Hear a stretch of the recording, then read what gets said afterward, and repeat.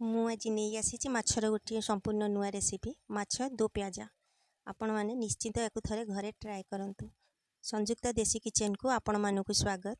ବର୍ତ୍ତମାନ ମୁଁ ନେଇ ଆସିଲି ମାଛରେ ଦେଲି ହଳଦୀ, ତାପରେ ଦେଇଦେବା ସେଥିରେ ସ୍ୱାଦ ଅନୁଯାୟୀ ଲୁଣ, ତାପରେ ଦେଇଦେବା ସେଥିରେ ଆମର ଟିକେ ଲଙ୍କା ଗୁଣ୍ଡ, ତାପରେ ଦେଇଦେବା ଟିକେ ସୋରିଷ ତେଲ ଦେଇକି ତାକୁ ମାଛକୁ ଗୋଳେଇ ଦେବା। ମାଛକୁ ଗୋଳେଇ ସାରିଲା ପରେ ଭଲରେ ତାକୁ ଗୋଳେଇ ଦେବା। ମାଛକୁ ଗୋଳେଇ ସାରିଲି। ଏଠି ନେଇଯାଇଛି ବଡ଼ ବଡ଼ ଦୁଇଟା ପିଆଜ, ଟମାଟୋ, ତାପରେ କରେଇରେ ଦେଇଦେବା ତେଲ। ତେଲକୁ ଛାଡ଼ିବା ଟିକେ ଗରମ ହେବା ପାଇଁ। ତେଲ ଭଲସେ ଗରମ ହେଇଗଲା ପରେ ତାପରେ ଆମେ ସେଥିରେ ଦେବା ମାଛ। ତେଲ ତ ଗରମ ହେଇଗଲାଣି, ବର୍ତ୍ତମାନ ମୁଁ ଦେଇଦେଲି ମାଛ। ଏଇ ରେସିପିଟିକୁ ଘରେ ନିହାତି ବନାନ୍ତୁ, ବିନା ମସଲାରେ। ଅଦା ନାହିଁ, ରସୁଣ ନାହିଁ, କିଛି ଏଥିରେ ମସଲାର ଆବଶ୍ୟକତା ହିଁ ନାହିଁ। ଏ ମାଛ ତରକାରୀ ଟିକେ ନିହାତି ଘରେ ବନାନ୍ତୁ। ମାଛ ଫ୍ରାଏ କହିପାରନ୍ତି କିମ୍ବା ମାଛ ଦୋ ପିଆଜା ବି କହିପାରନ୍ତି। ମାଛଟିକୁ ଭଲରେ ଭାଜିବା। ମାଛର ଗୋଟେ ସାଇଡ଼ ହେଇଗଲା ପରେ ତାକୁ ଓଲଟେଇବା। ଗୋଟେ ସାଇଡ଼ ତ ହେଇଗଲାଣି, ତାକୁ ଏବେ ଓଲଟେଇ ଦେବା।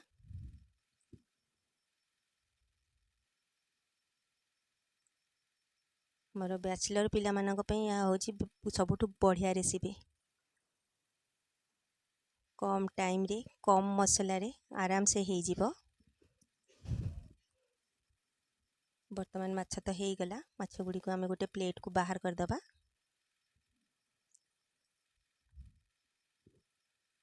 ସେଇ ଗରମ ତେଲରେ ଆମେ ଦେଇଦେବା ଟିକେ ନାକୁ ଜିରା ତ ଫୁଟିଗଲାଣି। ଦେଇଦେବା ପିଆଜ, ତାପରେ ସେଥିରେ ଆମେ ଦେଇଦେବା ସ୍ୱାଦ ଅନୁଯାୟୀ ଟିକେ ନାକୁ ଲୁଣ।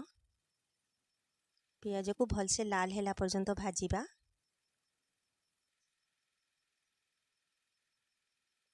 ମୁଁ ପ୍ରଥମରୁ ଚିନି ଟିକେ ଦେବାକୁ ଭୁଲି ଯାଇଥିଲି, ସେଥିପାଇଁ ମୁଁ ମଝିରେ ଚିନି ଦେଉଛି। ଆପଣମାନେ କଲାବେଳେ ପ୍ରଥମରୁ ଚିନି ଟିକେ ଦେଇଦେବେ। ଚିନିଟା ଟିକେ ମେଲ୍ଟ ହେଇଗଲା ପରେ ପିଆଜକୁ ମିଶାଇ ଦେବେ। ବର୍ତ୍ତମାନ ପିଆଜ ତ ଗୋଲ୍ଡେନ୍ ବ୍ରାଉନ୍ କଲର୍ ହେଇଗଲାଣି। ତାପରେ ଦେଇଦେବା ଆମେ କାଟି ରଖିଥିବା ଟମାଟୋକୁ ଟିକେ ତା ଦେହରେ ଭଲରେ କଷେଇବା। ତାପରେ ଦେଇଦେବା ହଳଦୀ ଗୁଣ୍ଡ, ତାପରେ ଦେଇଦେବା ଟିକେ କାଶ୍ମୀର ଲଙ୍କା ଗୁଣ୍ଡ, ତାପରେ ଦେଇଦେବା ଟିକେ ଚିକେନ ମସଲା, ତାପରେ ଦେଇଦେବା ଟିକେ ନାକୁ ଆମର ଗରମ ମସଲା। ବାସ୍ ଏତିକି ମସଲା। ତାକୁ ଭଲସେ କଷେଇବା।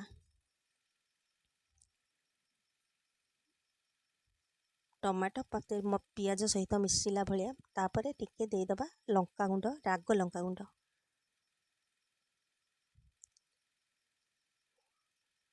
ଟମାଟୋକୁ ଭଲରେ ପିଆଜ ସହିତ ମିଶାଇ ଦେବା।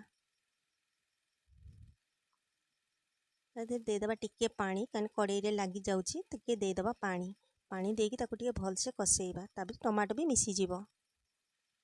ପିଆଜ ଟମାଟୋ ସବୁ ମସଲା ଭଳି ପୁରା ମିଶିଯିବ। ମସଲା ତ ବର୍ତ୍ତମାନ ହେଇଗଲା। ଦେଇଦେବା ତା ଦେହରେ ଗୋଟେ କପ୍ ପାଣି। ବେଶୀ ପାଣି ଦେବାନି, ଅଳ୍ପ ଟିକେ ପାଣି ଦେବା। ବର୍ତ୍ତମାନ ସେଥିରେ ପାଣି ଝୋଳ ତ ଫୁଟିଗଲାଣି। ସେଥିରେ ଦେଇଦେଲି ମାଛ। ପାଣିଟି ସମ୍ପୂର୍ଣ୍ଣ ମଲା ପର୍ଯ୍ୟନ୍ତ ଆମେ ମାଛଟିକୁ ଓଲଟ ପାଲଟ କରିକିରି ତାକୁ କଷେଇବା। ବର୍ତ୍ତମାନ ତ ପାଣି ମରି ଆସିଲାଣି। ବର୍ତ୍ତମାନ ସେଥିରେ ଦେଇଦେବା ଧନିଆ ପତ୍ର ଦେଇ ଆଉ ଟିକେ ତାକୁ ଏପଟ ସେପଟ କରିକିରି କଷିଦେବା।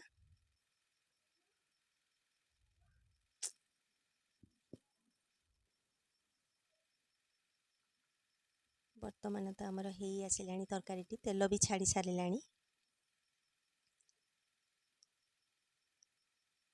ଘରେ ନିଶ୍ଚୟ ଥରେ ବନାନ୍ତୁ।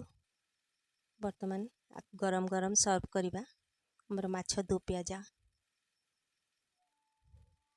ପଖାଳ ଭାତ ହେଉ କିମ୍ବା ଗରମ ଭାତ ସହିତ ହେଉ, ଯେକୌଣସିଥିରେ ଆପଣ ଏହାର ମଜା ନେଇପାରିବେ। ଥରେ ନିଶ୍ଚୟ ବନାନ୍ତୁ, ବହୁତ ଟେଷ୍ଟି।